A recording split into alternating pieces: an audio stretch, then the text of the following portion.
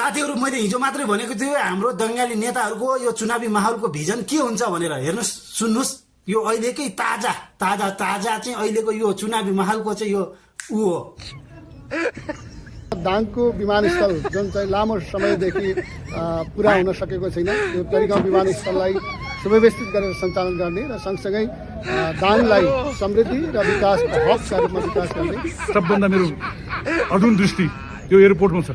तपाईँलाई थाहा छ यो एयरपोर्ट किन बनेन? तत्कालीन समयमा मैले भनेको थिएँ, पटक पटक पार्लियामेन्टभित्र प्रधानमन्त्रीहरूले बन्छ एयरपोर्ट भन्नुभयो। यहाँका चाहिने भौतिक पूर्वाधारको क्षेत्रमा, स्वास्थ्यको क्षेत्रमा, एयरपोर्टको विषयमा, आइडिएमको क्षेत्रमा, सबै विषय, पर्यटकीय गन्तव्यको क्षेत्रमा, शिक्षाको क्षेत्रमा, यी सबै विषयहरूमा हाम्रा एजेन्डाहरू छन्।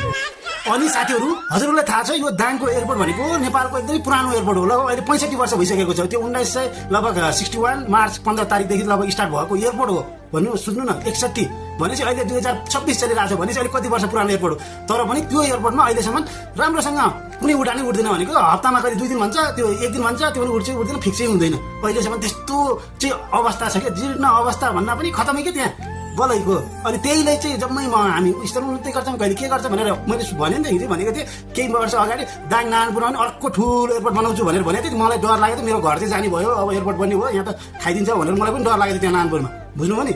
अनि अब फेरि त्यस्तै यिनीहरूको भिजन छ, गर्ने चाहिँ केही पनि होइन। अहिले मेरो आधा उमेर भइसक्यो, म 35 वर्ष 34-35 वर्ष उमेर भयो। यो भाषण भनेको यिनीहरूले गर्दै आएका नै मैले